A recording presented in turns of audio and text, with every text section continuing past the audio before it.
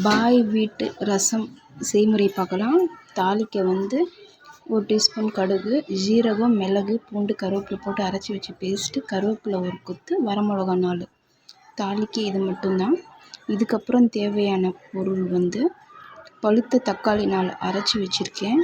அது கூட 50 கிராம் புளி கரைசல் தண்ணி சேர்க்க போகிறோம். இந்த புளி கரைசல் தண்ணி அதில் சேர்க்க வேண்டிய மசாலா ரசப்பொடி 3 ஸ்பூன், 5 ஸ்பூனில் கல்லுப்பு 1 கைப்பிடி, பெருங்காயம் 1 ஸ்பூன், மஞ்சத்தூள் 1/2 ஸ்பூன், மிளகாத்தூள் 1 ஸ்பூன். தேவைக்கேற்ப நம்ம அதை வந்து சேர்த்திக்கலாம்.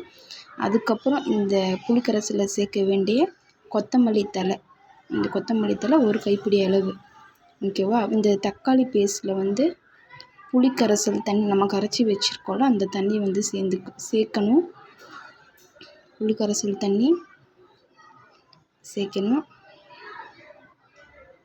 சேர்த்து அதுக்கப்புறம் அந்த மசாலா ஐட்டம்ஸ் எடுத்து வச்சுருக்கோம்ல, அதுவும் இதில் ஆட் பண்ணிக்கணும். உப்பு, ரசப்பொடி, கல்லுப்பு இதெல்லாம் ஆட் பண்ணி நல்லா கலந்து, அதுக்கப்புறம் கொத்தமல்லி அதுவும் கலந்து நல்லா கலந்து விட்டுக்கணும். அதுக்கப்புறம் உங்கள் தேவைக்கேற்ப தண்ணி சேர்த்து கலக்கி உப்பு, காரம் இதெல்லாம் சரியாக இருக்கான்னு பார்த்து வச்சுக்கோங்க. அதுக்கப்புறம் அந்த உப்பு காரம்லாம் டேஸ்ட்டு பார்த்து வச்சுக்கோங்க.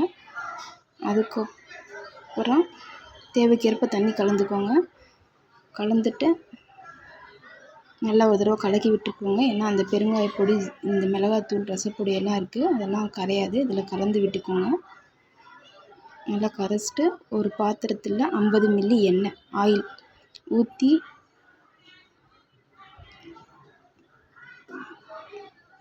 ஆயில் சூடானதுக்கப்புறம் இந்த ஜீரகம், கடுகு, வரமிளகா, கருவேப்பிலை, இந்த அரைச்ச பேஸ்ட் இருக்குல்ல, இதை கலந்து தீய விடக்கூடாது.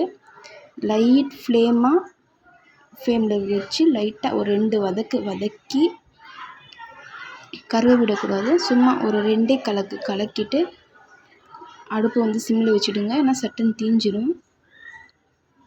ஓகேவா? இந்த மாதிரி 2 கலக்கி விட்டு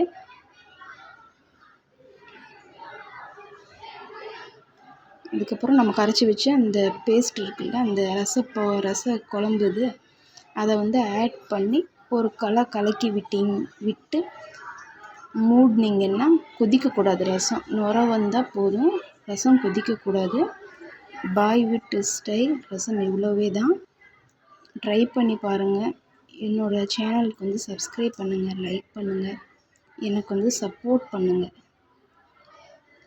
அஸ்ஸலாமு அலைக்கும்.